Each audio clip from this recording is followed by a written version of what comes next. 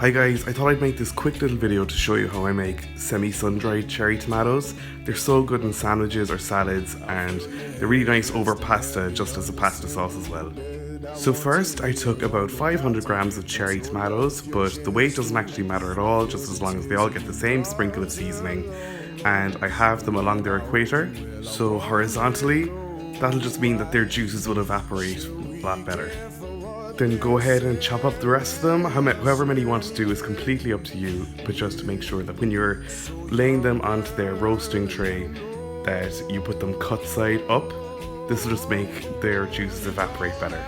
Once that's all done, you then give it a little drizzle of olive oil. How much olive oil depends on how many tomatoes you use, but for this 500 grams I used about 3 tablespoons. Now I'm giving them a small sprinkling of Maldon sea salt flakes. Again, how much you use is dependent on how many tomatoes you use, but just so that each tomato has a light dusting of it. These Maldon sea salt flakes are really nice. They've got a much more kind of mellow savouriness to them, so it's much harder to over season. If you're going to use free flowing or the fine flowing table salt, just be careful, it's a lot stronger and a lot more bitter, and I can kind of poison myself when I use that stuff. Next, I added a much lighter dusting of sugar. Sugar and tomatoes work really well. The sugar really brings out the flavour of the tomatoes, and it's so good. And again, how much you use depends on how many tomatoes. Next, I added a good dusting of dried thyme. Then I added another dusting of dried oregano. You might know this as oregano if you live in the States.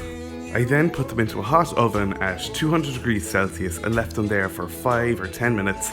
And then I turned the heat of the oven way down to 40 degrees Celsius and left them there for 2 hours before turning the oven off and leaving them in the hot oven to cool overnight. Then the next day they looked something like this, a lot more shriveled and shrunken up, but really concentrated in flavour. So good.